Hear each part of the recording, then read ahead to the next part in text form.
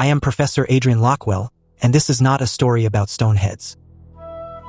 It is a story about what happens when a human society is placed at the far edge of the world, sealed inside its own decisions, and forced to build the future without the luxury of retreat. Around AD 1200, Polynesian voyagers reached Rapa Nui Easter Island and settled one of the most isolated inhabited places on Earth. Not merely distant, not merely remote, isolated in the deeper historical sense. Cut off from the usual safety valves that let societies absorb error, borrow resources, move populations, or recover from political overreach. On Rapa Nui, there was no neighboring kingdom to conquer, no continental hinterland to drain, no easy migration route when the balance of power shifted. The island did not just contain a people, it contained their entire strategic universe. That single fact changes everything, because in an isolated society, every choice becomes louder, every success becomes precedent, every public project becomes a statement about who holds authority, who deserves labor, and who gets to define the future. History on Rapa Nui was never going to unfold as a simple tale of survival. It was going to become a test of incentives, belief, and political imagination under severe constraint. That is why this island matters far beyond the Pacific. It is not only an archaeological site, it is a laboratory of human decision-making, a place where prestige, memory, and ecological limits were woven together so tightly that the line between cultural brilliance and structural danger becomes almost impossible to draw cleanly. The deeper mystery is not whether the islanders were talented. They clearly were. The deeper mystery is why a society capable of extraordinary coordination could also be drawn, step by step, into a system that may have weakened its own resilience. And at the center of that mystery stand the moai. To the modern eye, the moai can look like a haunting aesthetic achievement. Giant faces, silent and severe, staring outward across a landscape that seems too small to justify their scale. But that view misses the historical function of these statues almost completely. They were not random decorations. They were not idle art. They were political technology, sacred architecture, and public memory made visible in stone. They anchored ancestral legitimacy to territory. They turned lineage into spectacle. They announced, in a language no one could ignore, that a particular family or chief had the right to command labor, space, and reverence. In societies without coins, without bureaucratic paperwork, and without the machinery of an empire, authority must be performed. It must be staged in public.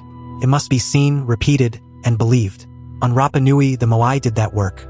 They gave the dead a presence among the living. They transformed ancestry into a claim. They made power look natural by making it look ancient. And because human communities are deeply susceptible to the authority of inherited memory, the statues could do more than decorate a ceremonial site. They could stabilize a social order or harden a rivalry. This is the first great paradox of Rapa Nui. The monuments that made the island famous may also have helped tighten the noose around it. That sounds dramatic only until the logic is examined closely. In any society, leadership depends on legitimacy. But legitimacy is rarely abstract. It is produced through visible acts that convince rivals, followers, and descendants that power is real. On Rapa Nui, a chief who could organize quarrying, transport, carving, and installation of a statue was not merely expressing devotion. He was demonstrating that people obeyed him, that labor could be mobilized under his direction, and that his line possessed enough force to turn sacred obligation into public monument. The statue therefore meant more than spiritual continuity. It meant administrative reach. It meant coordination. It meant command. And once one lineage proved that such a feat was possible, every other lineage had to respond. That is how prestige systems escalate. Not through one bad decision, but through a chain reaction of comparison. One success resets the standard. One monument makes the next monument necessary. One public display turns restraint into a risk. In a closed environment, status becomes cumulative, but also competitive. The issue is no longer whether a lineage can build. The issue becomes whether it can afford not to. That is the hidden engine behind so many historical spirals. What begins as a sacred duty slowly becomes a political arms race. Rapa Nui was especially vulnerable to this because isolation magnifies every incentive. In a larger world, overreach can be cushioned by trade, tribute, migration, conquest, or simple geographic slack. On an island this small and this remote, there is no slack. Labor committed to monuments must come from somewhere concrete. Food production, toolmaking, fishing support, transport systems, social trust, time. And because all of it is finite, every gain in prestige leaves a mark somewhere else in the system. The island could not pretend forever that symbolic triumph was free. Yet this is exactly where the simplistic collapse narrative falls apart. It is easy to tell a moral fable in which a people mismanaged their island until the forest vanished and the civilization deserved its fate. Real history is almost never that tidy. Societies do not usually collapse because everyone suddenly becomes foolish. They collapse when short-term success is rewarded so effectively that long-term resilience is quietly undermined. The trap is not stupidity. The trap is a system of incentives that makes self-defeating behavior feel rational in the moment. That distinction matters enormously because it changes the islanders from caricatures into historical actors. They were not cartoon villains hacking down their own world for no reason. They were people operating inside a logic that connected sacred duty, lineage honor, territorial claim, and political survival. A chief who neglected monument building might not have looked prudent. He might have looked weak, forgettable, dispensable. In contrast, a chief who mobilized labor for a major project could demonstrate strength, generosity, and divine favor all at once. In that sense, the monument was not merely a drain on society.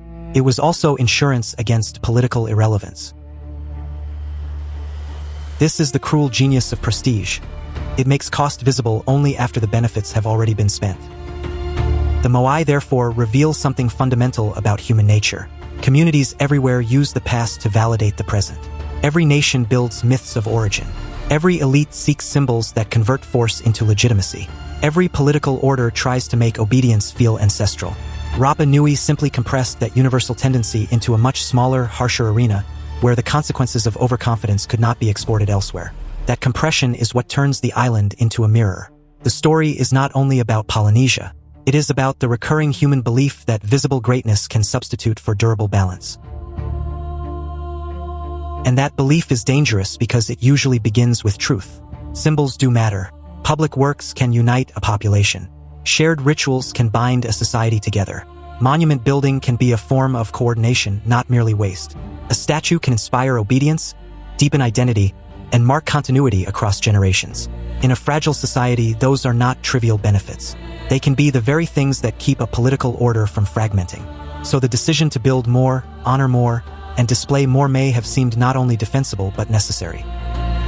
That is why the island cannot be understood through moral disgust. It must be understood through strategy. The real historical tension lies in the fact that strategy can become its own prison. Once status is tied to visible construction, restraint becomes politically costly. Once a sacred object doubles as a claim to authority, the refusal to build can be interpreted as weakness. Once competition intensifies, each faction fears that caution will simply hand the future to a rival. In that environment, escalation is not a mistake made by idiots. It is a rational response to a distorted game. The tragedy is that a rational response inside a broken system can still produce collective ruin. That is why the question, how did they carve the statues, is far less important than why did the statues matter so much. The carving technique is interesting. The transport problem is interesting. The quarrying process is interesting. But all of those details are secondary to the larger historical truth. The statues were the visible surface of a deeper contest over authority, memory, and scarce labor. The island's famous stone faces were never just standing there. They were participating in politics. And once that is understood, Rapa Nui stops looking like a strange outlier and starts looking uncomfortably familiar. A small society under pressure, rewarding public strength over quiet endurance. Leadership measured by what can be seen rather than what can be preserved. Prestige rising faster than prudence. The same pattern appears again and again across history, in different costumes and on different scales. The details change. The structure does not. That is what makes this island so unsettling. It exposes one of the oldest and most dangerous human tendencies, the habit of mistaking monumentality for stability. Great works can be real achievements and still become part of a larger imbalance. Reverence can bind a society together and still harden into competition. The past can sanctify the present and still push it toward overcommitment. Rapa Nui was not doomed because its people lacked intelligence. It was endangered because intelligence was being rewarded inside a system that increasingly prized visible victory over hidden resilience. So the first question is not why the islanders built. The first question is why building became such a powerful political language in the first place, and why that language kept getting louder even as the island's room for error grew smaller. To answer that, The story must move beyond the silence of the statues and into the human machinery behind them, the chiefs, the rival lineages, the ceremonial centers, and the incentive structure that turned sacred labor into a contest for survival. That is where the real history begins. The paradox deepens once the human machinery comes into view. On Rapa Nui, the moai were not idle art objects, and they were not monuments in the modern tourist sense. They were political instruments, sacred claims made visible in stone. In a society organized around lineages, chiefs, and ancestral authority, the carved figures on their platforms turned memory into power. A moai standing above an ahu was not merely a tribute to the dead. It was a public announcement that a family's ancestors still guarded its land, still sanctioned its leadership, and still gave that lineage a right to command obedience in the present. That distinction changes everything. Monument building was not a decorative excess that happened after politics. It was politics. The chiefs of Rapa Nui were not governing through written law, coinage, or imperial bureaucracy. They were ruling through performance, reputation, and the ability to make collective labor appear sacred. Authority had to be renewed in public. It had to be seen. A lineage that raised a larger ceremonial center was not only displaying devotion. It was demonstrating reach, organization, and the capacity to transform human effort into legitimacy. That is why the competition mattered so much. The island's social world appears to have been structured around competing groups, likely lineages led by chiefs whose standing depended on their ability to mobilize people and resources. In such a system, power was never static. It was continually being tested. A chief who could not sponsor rituals, protect alliances, or outshine rivals would not remain secure for long. Prestige was not a luxury layered on top of governance. It was one of the main currencies of governance itself. And that means labor was never just labor. It was proof. The ability to gather workers, feed them, direct them, and keep them loyal was itself a political achievement. Chiefs did not simply inherit status and rest on it. They had to show that status could move bodies. Every quarried block, every hauled statue, every finished platform testified to the same thing. This lineage can command more people than that lineage. This is why the moai cannot be understood as isolated sculptures. They were the visible end product of a much larger system of mobilization, one in which cooperation, hierarchy, and belief all fused into a single political act. Seen from above, the system is almost elegant. Prestige generated labor. Labor generated legitimacy. Legitimacy generated more prestige. That chain of causation is one of history's oldest engines, and it appears in many civilizations, from temple-building states to imperial capitals and dynastic courts. Human societies repeatedly discover the same truth. If authority can be made visible, it becomes easier to defend. A monument does not merely stand in space. It organizes belief. It turns hierarchy into something that can be walked around, pointed to, remembered, and inherited. Rapa Nui turned that engine inward, inside an island world so isolated that politics became more concentrated, more intimate, and more unforgiving.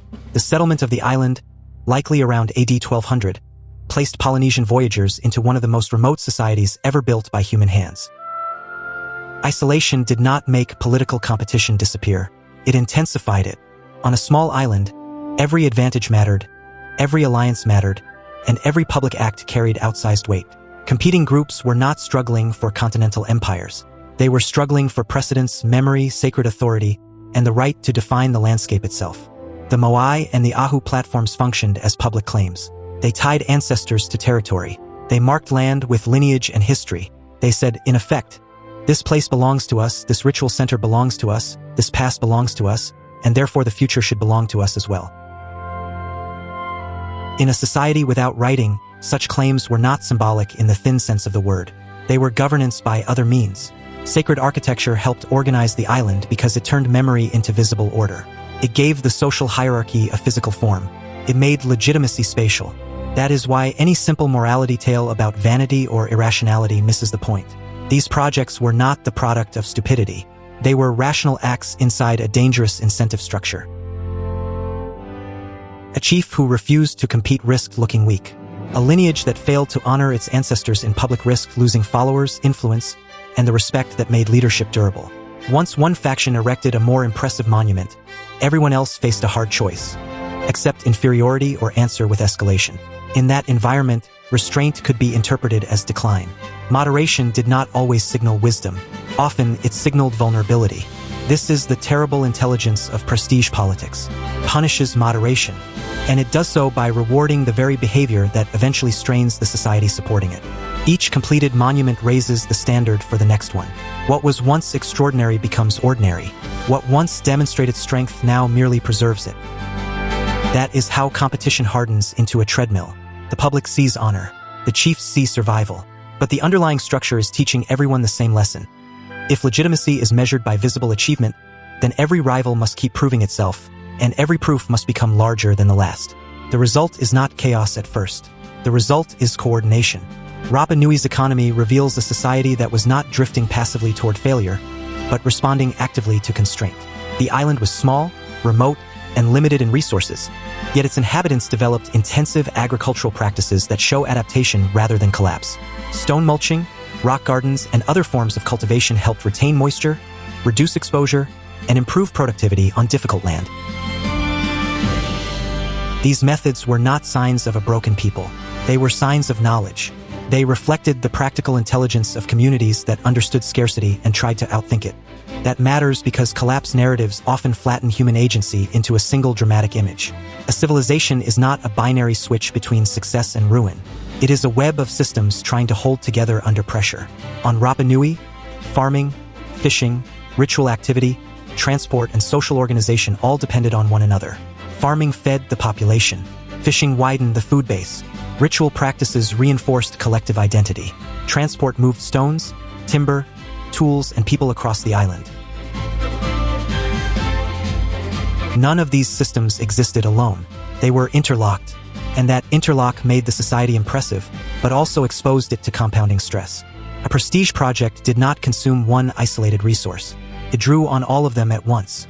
Building a moai was therefore never just a quarrying operation. It was a society-wide mobilization. Stone had to be cut.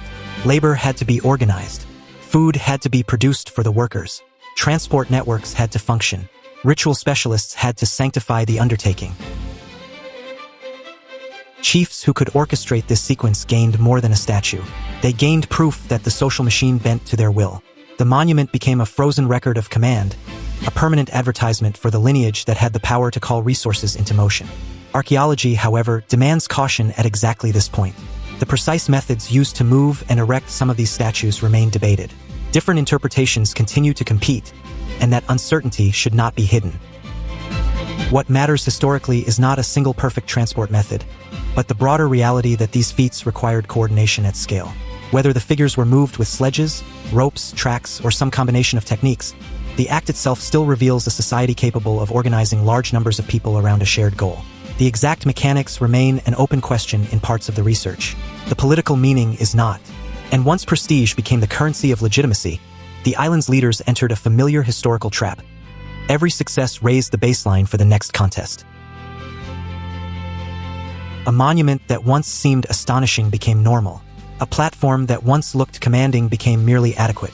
Rival lineages could not simply remain where they were.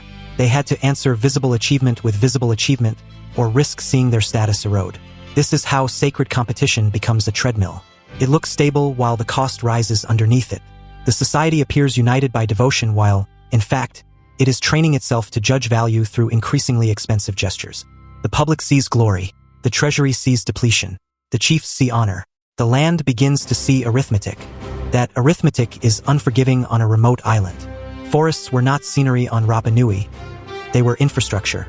Trees mattered for canoe construction, for transport, for tools, for fuel, and for the wider resilience of daily life.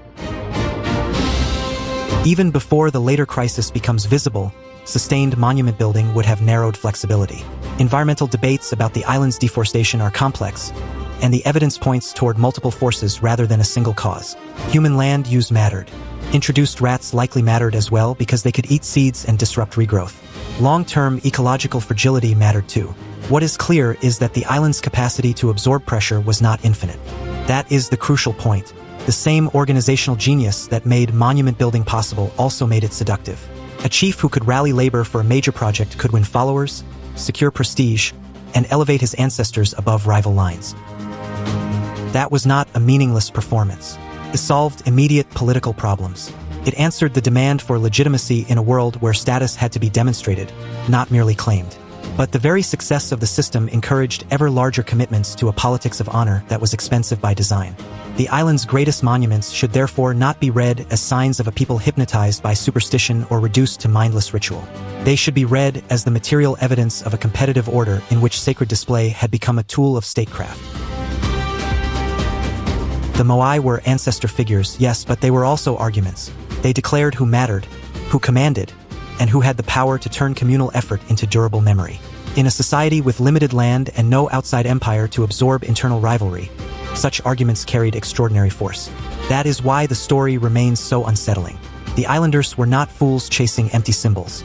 They were rational actors making rational decisions inside pressure that kept narrowing their room for error. Each lineage sought legitimacy. Each chief sought precedence. Each monument answered a previous monument.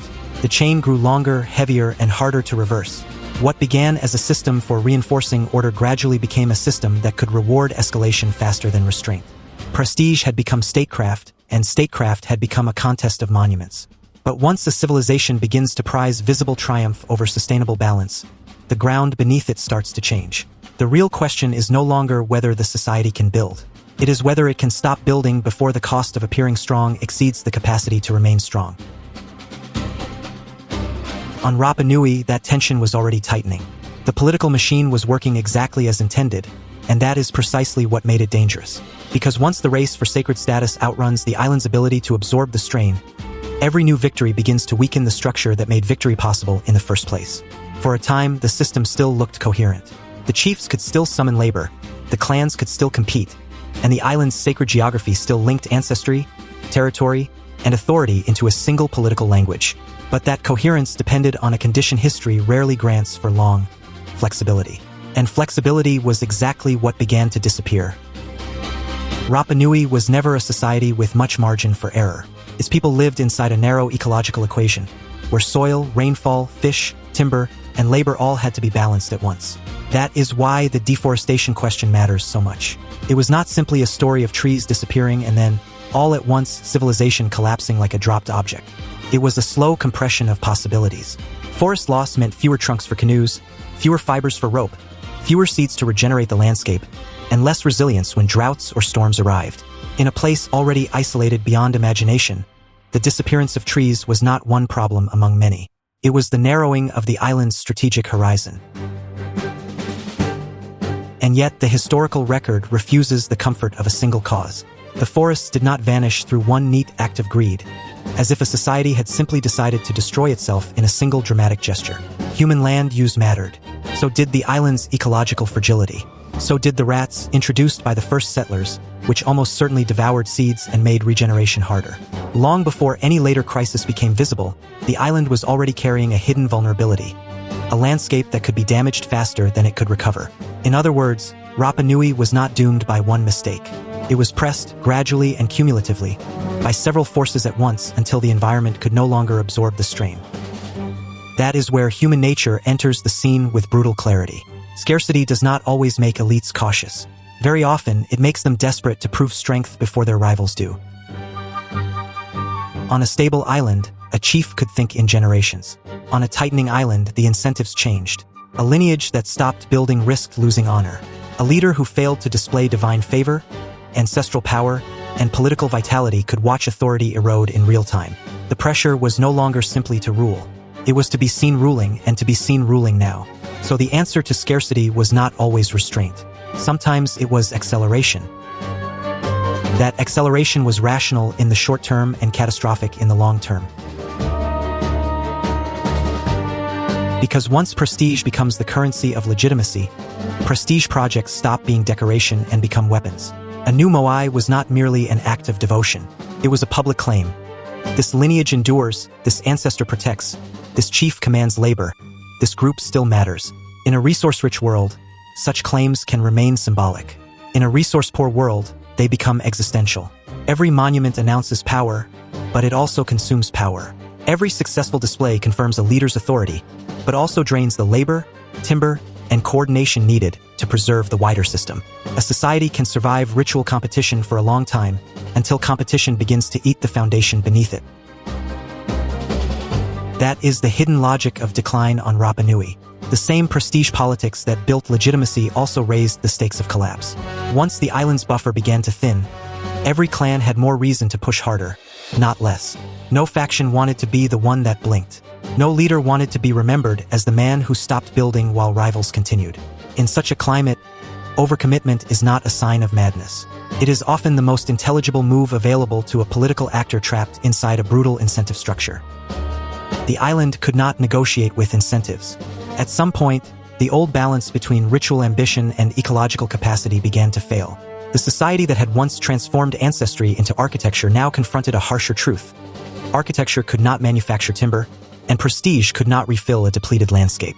The political machine remained, but its fuel was running thin. That is when tension stopped being a background condition and became a lived social reality. Competition turned more dangerous because the margin for error had collapsed.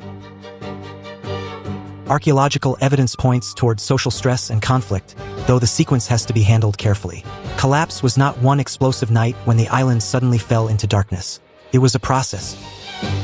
The toppling of statues, often treated in popular imagination as the dramatic symbol of everything that went wrong, should be understood as part of that process rather than the whole story. Some statues were probably knocked down during conflict, shifting alliances, or deliberate rejection of rival authority. But even that violence was not random destruction. It was political meaning made physical. If a moai represented the legitimacy of a lineage, then its fall could signal defeat, reversal, or the collapse of the sacred order that lineage claimed to embody. The island's grand visual language was being rewritten by force. And still, the deeper transformation matters more than the spectacle. The moai era had rested on a worldview in which power was displayed through monumental continuity. Ancestors anchored the present, and the present proved itself through labor-intensive construction. But as the island's conditions tightened, legitimacy appears to have shifted toward new forms of contest. The Birdmen cult at Orongo is one of the clearest signs of that change. Instead of endless monumental escalation, authority became tied to seasonal ritual, athletic risk, and competitive success in a different register. The center of gravity moved. That shift was not a quaint cultural footnote. It was a structural pivot. Civilizations often survive by changing the rules of prestige before the old rules destroy them. When a society can no longer afford one form of competition, it may invent another. That is not merely weakness. It is adaptation. Yet, on Rapa Nui, the transition itself reveals how far the pressure had advanced.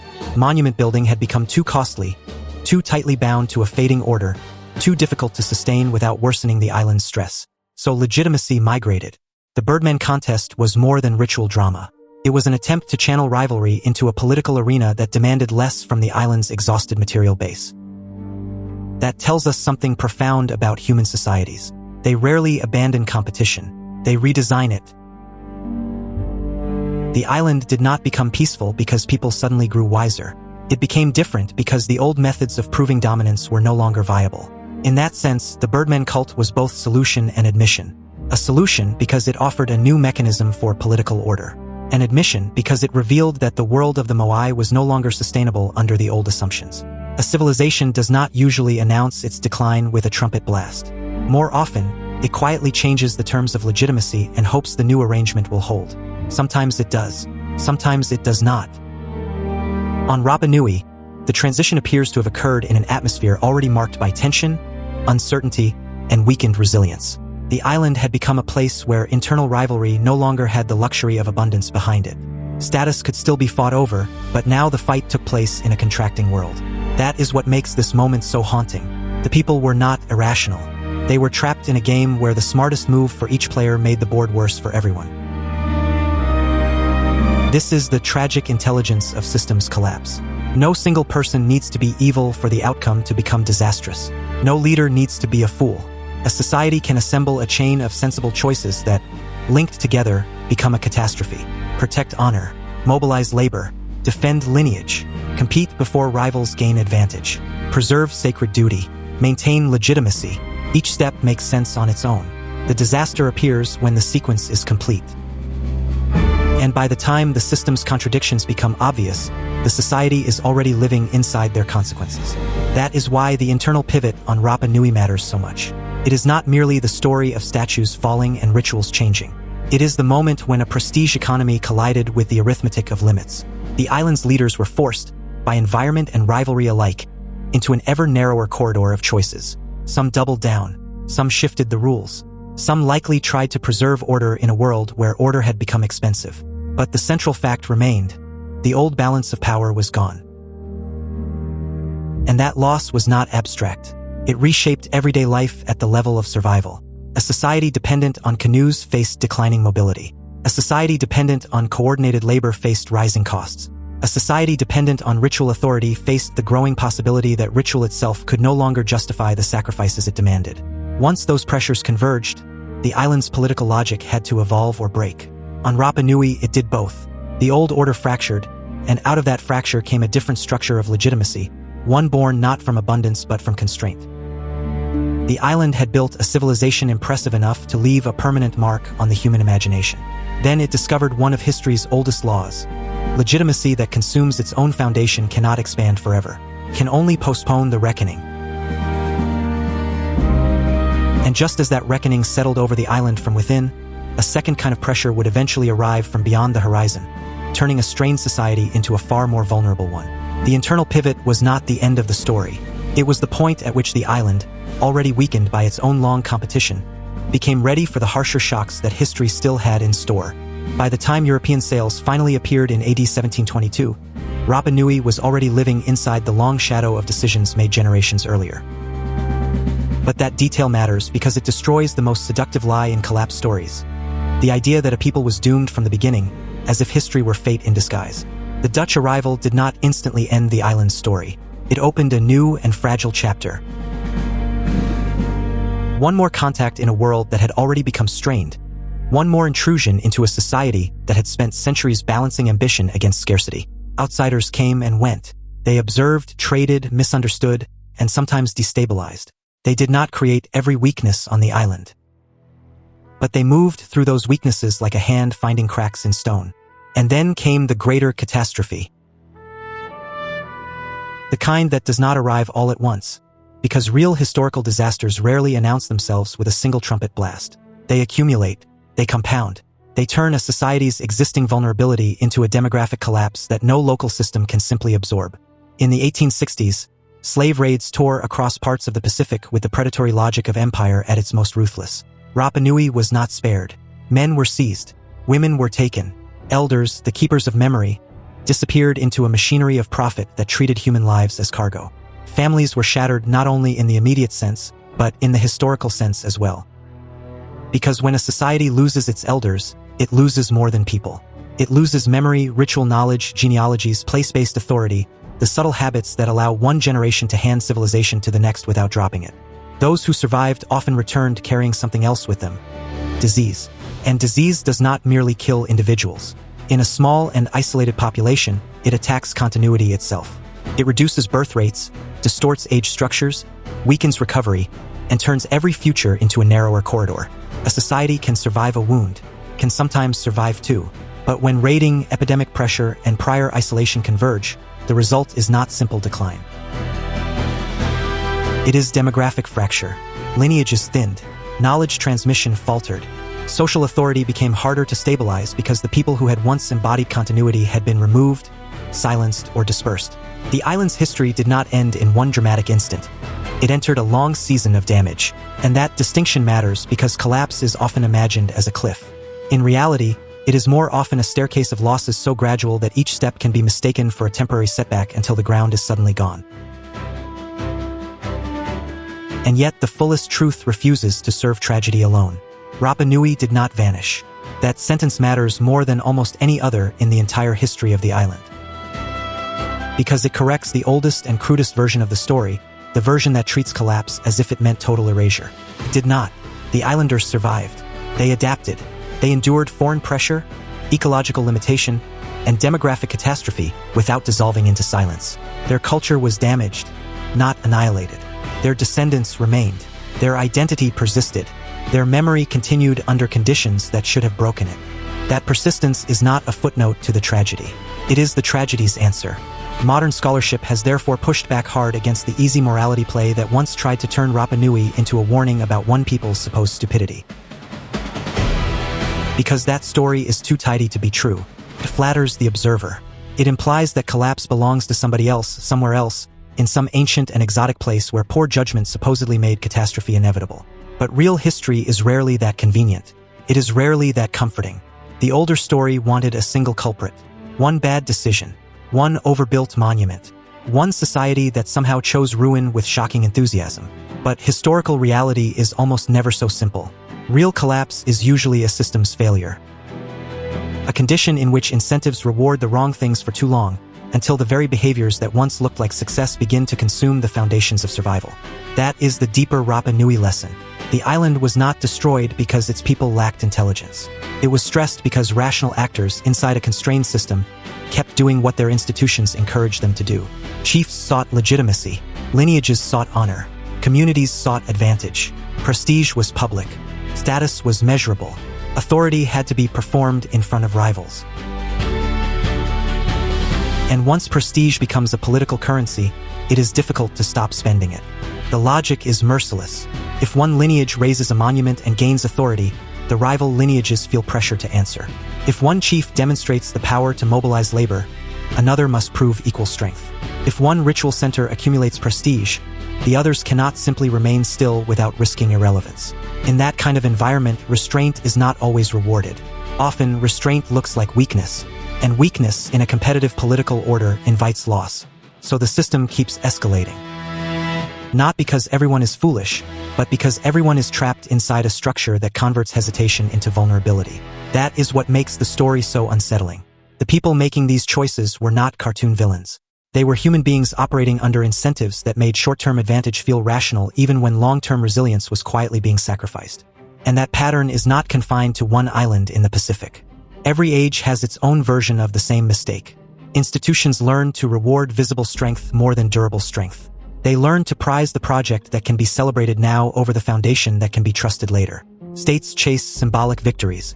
Companies chase quarterly performance. Political systems reward spectacle.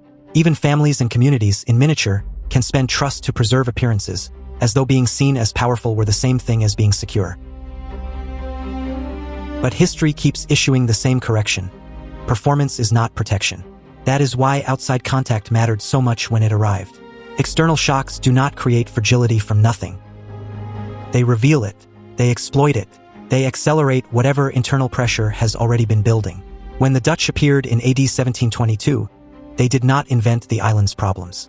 They entered a world whose margins had already narrowed. Later contact, and later still the slave raids of the 1860s, landed on a society whose resilience had been weakened by a long history of overcommitment and environmental constraint. That does not absolve the raiders. It does not turn violence into inevitability. It simply restores scale. A society under strain can survive an outsider's presence if its internal systems remain strong enough to absorb the shock. But when those systems have already been pushed close to the edge, even a single new intrusion can do immense damage. And repeated intrusions can become devastating. This is why collapse narratives that blame only outsiders are incomplete. And it is why narratives that blame only the islanders are even worse. The catastrophe was a collision between internal fragility and external violence. One made the other devastating. Together they became a historical rupture. There is another transformation here as well, and it deserves attention because it shows that societies do not merely break. They reconfigure. As the old order of monument building gave way to new pressures, Rapa Nui did not simply stop making sense of the world. It shifted its forms of legitimacy. Later ritual life, including the Birdman cult associated with Orongo, reflected a different political and spiritual landscape. Monumental competition no longer defined the center of authority in the same way. Prestige still mattered, but it had been rerouted into a new arena, which is itself a profound historical lesson. When one system becomes too brittle to sustain its own logic, another often emerges to replace it. Not because people suddenly become wiser, but because the old rules no longer work. That is what makes the island so valuable to historians. It is not just a story about decline. It is a story about adaptation under pressure, about the redesign of legitimacy when the old machinery begins to fail, about how human communities keep searching for order even after the original structure has started to crack. And then comes the hardest truth of all. The one that lingers after the details of raids, disease, ritual, and ecology have all been understood. The real danger in Rapa Nui was not one bad choice. It was a system that made bad choices feel reasonable. That principle is much larger than the island. It reaches into empires, corporations, political movements, and even ordinary life. Everywhere, Human beings are tempted to confuse motion with progress, spectacle with strength, and victory with security. Everywhere, institutions can end up rewarding the very behavior that makes them more brittle. A society can become so skilled at producing displays of power that it neglects the quieter work of preserving the conditions that make power durable in the first place.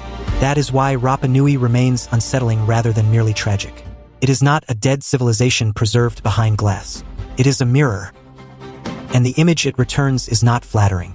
It shows how easily a community can spend its future while congratulating itself on its present. It shows how quickly prestige can become a trap. It shows how often leaders and followers alike mistake the visible proof of strength for the invisible reality of survival. And it shows something else too. That even after catastrophe, people remain people. The descendants of Rapa Nui carried forward identity under extreme pressure. They preserved memory where memory had been targeted. They maintained continuity where continuity had been broken. They endured the kind of historical violence that too often erases smaller societies from the world's imagination, and yet they remained. That is not a sentimental ending. It is a difficult one. Survival does not erase suffering. It does not redeem the raids or the disease or the long damage of isolation and external exploitation.